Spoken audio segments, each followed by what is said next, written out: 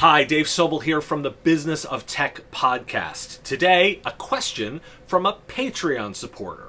MSP Radio is supported by Patreons who get to directly offer questions and vote on the topics to be covered.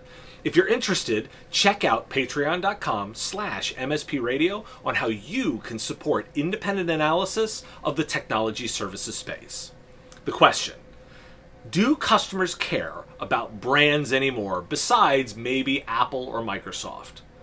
The Patreon's position is that the MSP should provide a good outcome and should change their product mix as old threats evolve and new threats emerge. So do clients care about HPE versus Cisco or SentinelOne versus Carbon Black?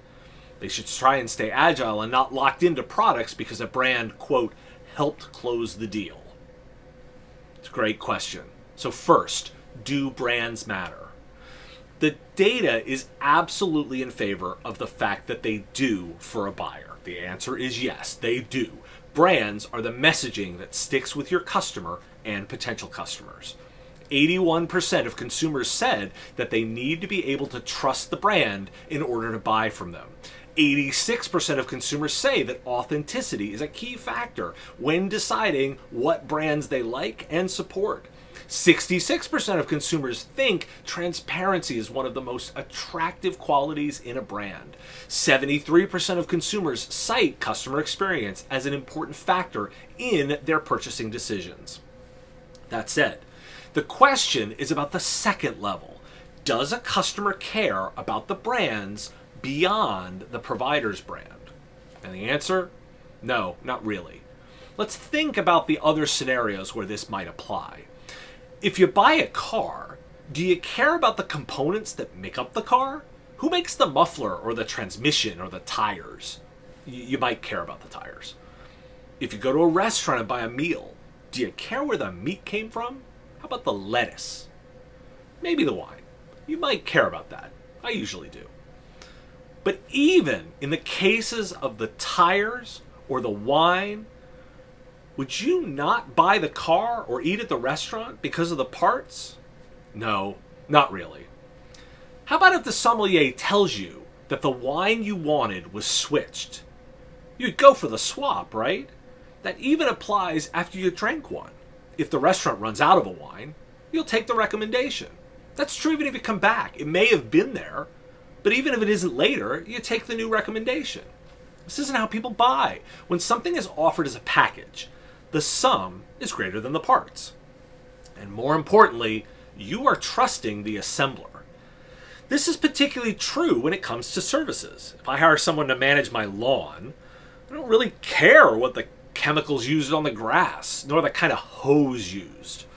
This is true in so many industries: painters, woodworkers, car repair, exterminators, anything where the service and expertise is what you've purchased. You don't care very much about the products within the service. You've bought their expertise. The question does call out two specifics, Apple or Microsoft. Why do we think they might matter? There's actually a reason here. It's due to the overlap between personal and business. For Apple, your phone is a very personal experience. It's a defining part of your life, and it's a consumer decision. Microsoft is a company that has the same element. As a consumer, you have a relationship with them for your home computer and in your personal life. I'm clearly a gamer. I have an Xbox. That's Microsoft. Those are business to consumer product relationships, and so they are different. An individual will make a brand decision on that purchase based on the brand relationship. And it does cross into the world of business because of the use of that technology for work as well. I would agree those relationships matter too.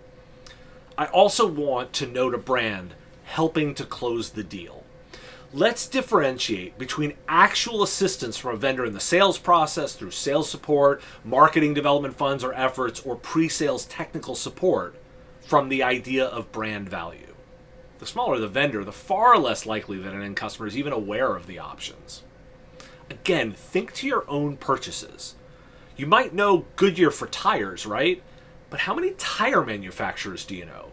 Firestone, Michelin, Mastercraft, Pirelli, Yokohama, Cooper, Titan? How much do you care? There are specialty areas where this breaks down. You're a race car driver, you care about the kind of tire in a completely different way. Specialization matters.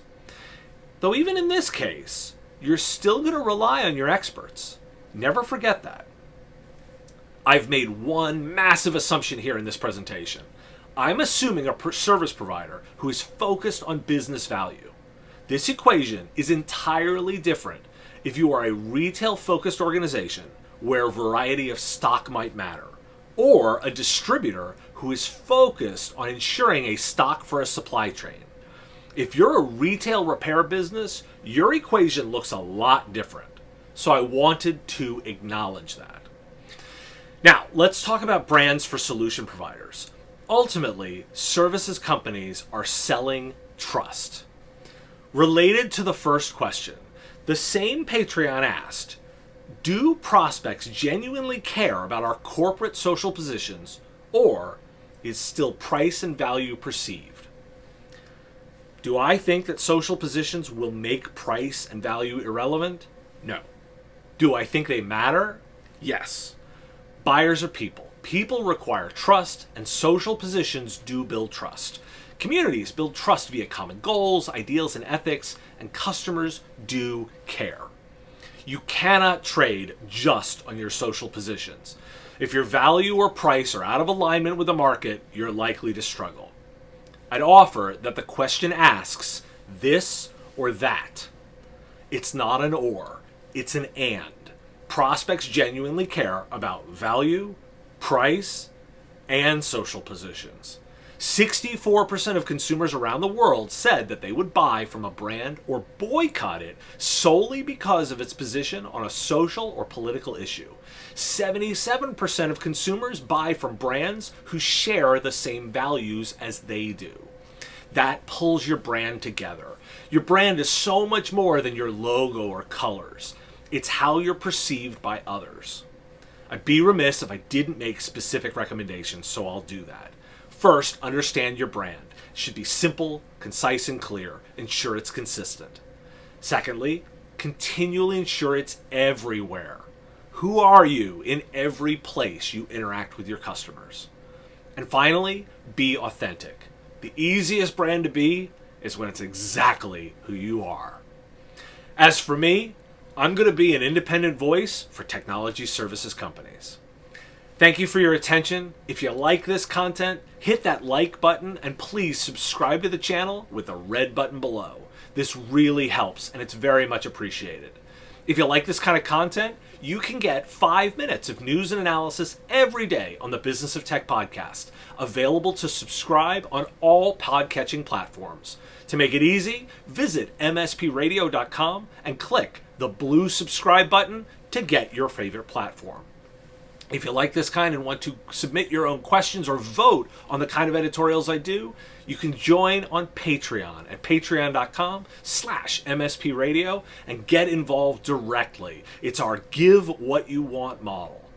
Thanks for listening, and I'll talk to you soon.